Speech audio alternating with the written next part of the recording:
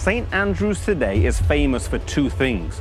Number one, it's the home of golf. And number two, it's the town where Prince William met Kate whilst he was studying at university. But it's the spiritual history of this town that is most interesting and significant.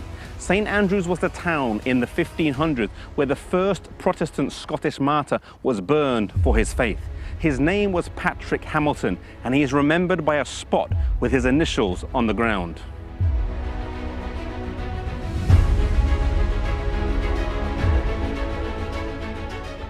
But we fast forward to the year 1538 when Cardinal David Beaton took over and made it his mission to catch a reformer by the name of George Wishart and stamp out what he saw as the growing heresy in Scotland.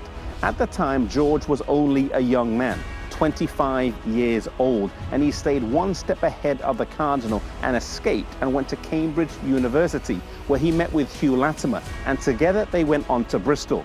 He was only there for about 6 months when he got into trouble again and had to flee the city.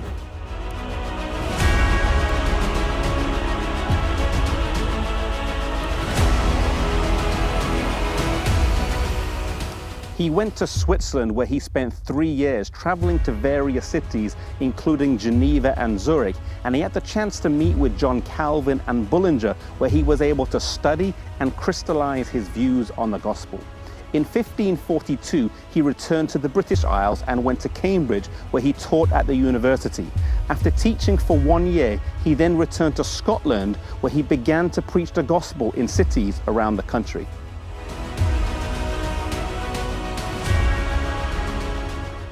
He went to Montrose to teach the Book of Romans, and then he went to Dundee. Beaton followed him there, but Wishart hid from him.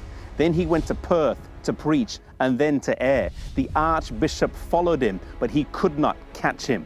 He then went back to Dundee, and a priest by the name of John Whiten was sent to kill him, but the crowd turned against him. George Wishart was much loved by his countrymen, as he didn't just preach, but had a very practical side to his ministry. In one instance in the city of Dundee, when the plague broke out, most people fled the city, but George Wishart went into the city so he could care for the sick and the suffering.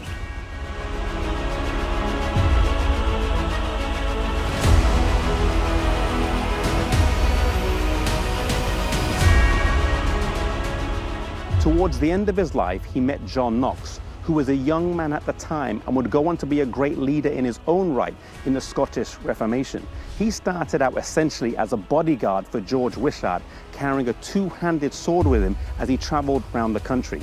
They built a strong bond as teacher and student until finally Cardinal Beaton, with 500 soldiers, captured George Wishart.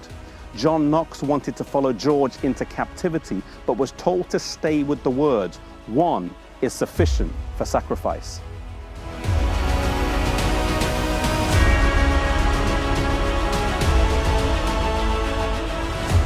He was brought here to the castle and put here in this sea tower where he was imprisoned. He was then tried, and as he was tried, he answered all his accusations from the Bible. They were not satisfied, and he was condemned to death. Outside the castle walls, the initials GW are imprinted on the ground, marking the exact spot where George Wishart gave his life at the young age of 33.